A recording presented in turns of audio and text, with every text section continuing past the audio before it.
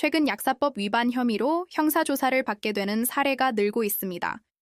약사 면허가 없는 사람이 약국을 개설하거나 의약품을 판매하는 행위는 물론 면허를 대여하는 경우까지 모두 형사처벌 대상인데요.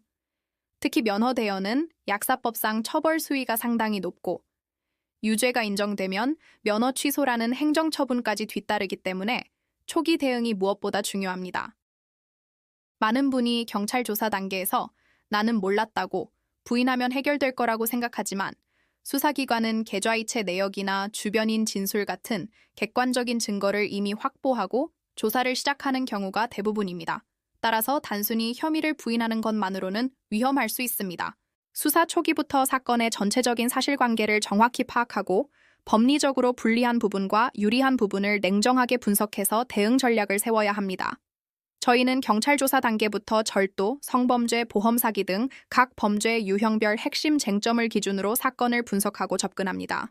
특히 약사법 위반 사건처럼 형사처벌과 행정처분이 동시에 문제되는 경우 두 절차를 따로 떼어놓고 보지 않고 하나의 흐름으로 종합적으로 검토합니다.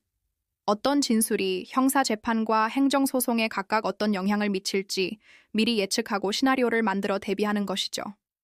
이를 위해 저희는 상담 단계에서부터 변호사가 직접 의뢰인과 소통하며 사건의 처음부터 끝까지 책임지는 구조로 운영됩니다.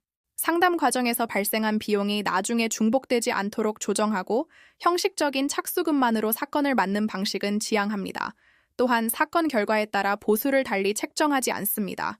이는 결과에 얽매이지 않고 오직 의뢰인에게 가장 유리한 방향이 무엇인지 독립적으로 판단하며 수사부터 재판까지 모든 과정에 집중하기 위한 원칙입니다. 민사소송이라면 단순히 소송에서 이기는 것을 넘어 실제로 돈을 돌려받는 강제집행 단계까지 고려해서 사건 전체를 설계합니다. 부동산 분쟁에서는 계약 구조와 권리관계를 함께 검토해 실질적인 해결책을 찾고 이혼이나 상속 같은 가사 사건에서는 당장의 감정적인 다툼을 넘어 장기적인 관점에서 분쟁 가능성을 최소화하는 방향으로 접근합니다. 이 모든 과정은 변호사가 직접 의뢰인과 소통하며 전국 어느 곳의 사건이든 책임지고 진행합니다. 이처럼 형사, 민사, 가사, 행정사건 전반에 걸쳐 초기 상담부터 조사, 소송, 그리고 마지막 집행 단계까지 의뢰인의 현재 상황과 미래의 위험까지 고려하며 책임감 있게 사건을 다루는 곳, 바로 법률사무소 아신입니다.